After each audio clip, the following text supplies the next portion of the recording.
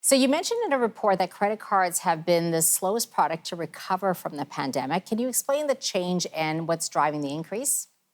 Absolutely. So last year during 2020, we did see credit card spending really pull back, and that was driven by lockdowns and people not being able to go out and kind of make the normal purchases they would do. That has definitely changed over the last few months. So as you mentioned, we're seeing credit card spend the highest for 3 years.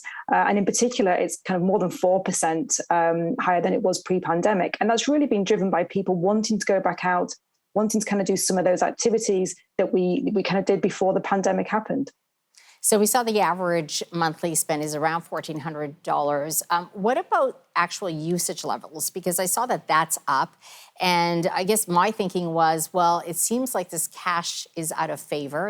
It was definitely discouraged during the pandemic. Is that one reason, or is there more to it?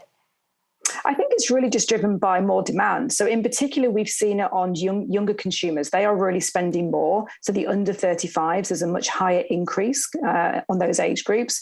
But the good news so far is that we are seeing payments still be made to quite a high level. So for every dollar of spend, there's around 97 cents of payments. So although balances are starting to creep back up again, it's certainly not in a situation yet where spend is kind of much higher than the payments that are kind of coming through. Oh, that's a good sign. Do you, Rebecca, do you have a sense of how much inflation is playing a role with this uptick and Canadians just trying to finance everyday necessities? Yeah, that's a great question. I mean, inflation is definitely linked to credit behavior. So what we have seen historically is that when inflation does go up and those day-to-day goods do start to increase, there is more pressure put on consumers in terms of how they keep on making those normal spending. And often, consumers will kind of reach for their credit cards if they can't fill that gap in the short term. Now, that's not too bad if it's a temporary inflation. If we are seeing that over an extended period, that can lead to more and more consumers needing to fill that gap with their credit card and balances start to increase. So it's definitely one to watch. Yeah, definitely. I thought what was interesting, and I guess from a financial wellness advocate as myself, I was pleased to see that people aren't planning a huge holiday splurge. And in fact, it looks like a majority are planning or preparing a budget. Yeah, so we did see in a survey we carried out recently, we were asking consumers exactly that question. We were saying, what are your plans for the holiday period? Now, it is up compared to last year, but again, last year was quite low. So I think if we look at consumers that said they were planning to spend more, it's around 9% compared to 4% this time last year. So it is on the way up, but it's certainly not huge numbers of people going out expecting to spend, much more than they did last year. So that is some good news. Yeah. You mentioned millennials. Are there certain groups or characteristics that you see that are spending more than others? I mean, it definitely is that's under 35 age group. They are spending much more than the over.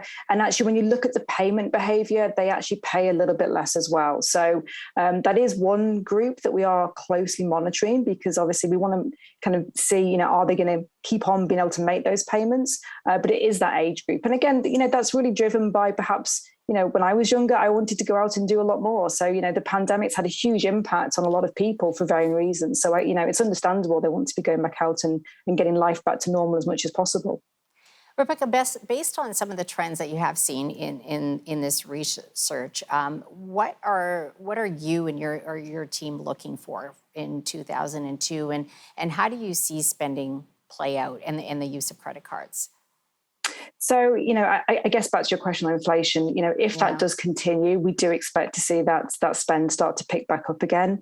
And we likely will see payments start to drop off. There were a lot of government support mechanisms that were in place last year, helping people through some of those financial difficulties with employment due to the pandemic.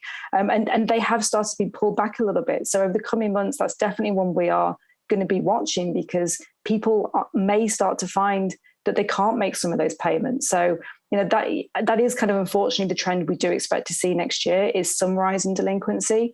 Our advice to people, over the holiday period is always be very mindful in terms of how much you're spending. Look at your individual circumstances to make sure you don't end up in January with a credit card bill that, potentially you can't afford to pay. Yeah, certainly inflation is on people's minds, as well as housing affordability and the knock-on effect that's having. We're going to take a quick break and we'll continue this conversation.